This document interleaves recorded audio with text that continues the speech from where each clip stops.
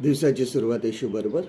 एका चर्चमध्ये, एका खूप मोठ्या चर्चमध्ये एकदा गुड फ्रायडेच्या दिवशी त्या लोकांनी एक नाटिका करायचं ठरवलं, छोटीशी नाटिका करायचं ठरवलं. आणि त्या नाटिकेत म्हणजे कसं की येशूची चौकशी, म्हणजे येशूला अटक झाली, त्यानंतर त्याची चौकशी आणि मग वधस्तंभावरचं मरण, ह्या इतक्याच विषयावर त्यांनी ते नाटिका करायचं ठरवलं. आणि प्रत्येकाला काही ना काहीतरी रोल देण्यात आला. कोणाला येशू ख्रिस्ताचा रोल देण्यात आला, कोणाला पिलाताचा रोल देण्यात आला, कोणाला राजाचा रोल देण्यात आला, कोणाला रोमी शिपायाचा रोल देण्यात आला. आणि सर्वांना आपापल्या परी ते सर्व रोल देण्यात आले. आणि ज्या तरुणाला येशूचा रोल देण्यात आला आणि जो रोमी शिपायाचा रोल करणार होता, ह्या दोन तरुणांमध्ये खूप वितुष्ट होतं. त्यांचं शत्रुत्व होतं. ते एकमेकाला पसंत करायचे नाही, नेहमी भांडत असत आणि एकमेकाची चिडचिड करायचे. नाटकाच्या तालिमी झाल्या, सर्व काही झालं, प्रॅक्टिस झाली आणि त्यावेळेस काही झालं नाही. परंतु नाटक ज्यावेळेस, मेन नाटक त्या दिवशी सुरू झालं, पुष्कळ लोक जमलेले.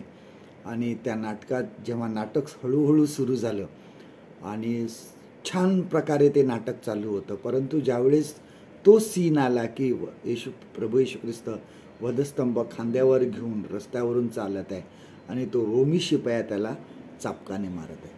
आणि हा रोमी शिपायाचा रोल करणारा ज्या तरुणाने ठरवला, आज मला बरोबर चान्स मिळालेला आहे की याला मी बरोबर मारणार. आणि तो मुद्दामून जोरात मारत असे. खोटं खोटं मारायचं असतं, परंतु हा खरं जोरात त्याला मारायचा. आणि प्रभू येशू ख्रिस्ताचा रोल करणारा तो तरुण त्याला हळूच मान वर करून सांगायचा की अरे जरा हळू मार. परंतु हा रोमी शिपायाचा रोल करणारा तरुण काय थांबत नव्हता आणि त्याला तो मारतच होता. आणि असा थोडा वेळ गेल्यावर हा प्रभू येशू ख्रिस्ताचा रोल करणाऱ्या तरुणाला ते असह्य झालं, त्याला सहन झालं नाही.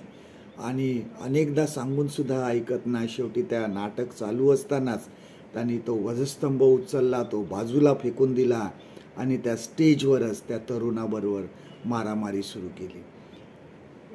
पडदा पडला आणि सांगायची काही गरज नाही की नाटकसुद्धा पडलं. आपल्या जीवनामध्ये सुद्धा प्रभू येशू ख्रिस्ताचा ज्यावेळेस आपण क्रूस वाहतो, तो क्रूस वाहणं एवढं सोपं नाही आहे.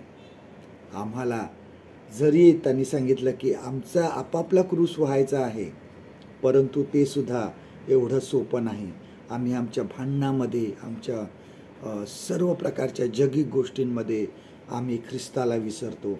आमच्या भांडणामुळे, आमच्या वितुष्टामुळे, आमचे मतभेद ह्यामुळे देवाचं काम बाजूला राहतं. ख्रिस्ताचा क्रूस वाहणं म्हणजे अपमान, त्रास, संकटे, द्वेष सहन करणे होय. आजचं देवाचं वचन आपल्यासाठी हे आहे, गलतीकारास पत्र याचा 5वा अध्याय आणि 25 आणि 26 वचन. गॅलेशियन्स चॅप्टर 5 and verse 25 and 26. आपण आपला जर जीवनक्रम आत्म्याच्या प्रेरणेने चालवित आहोत, तर आत्म्याच्या प्रेरणेनेच वागणूक करावी. आपण पोकळ अभिमानी होऊन एकमेकास चिडवू नये व एकमेकाचा हेवा करू नये. परमेश्वर करो आजचा दिवस तुमचा आशीर्वादित करो.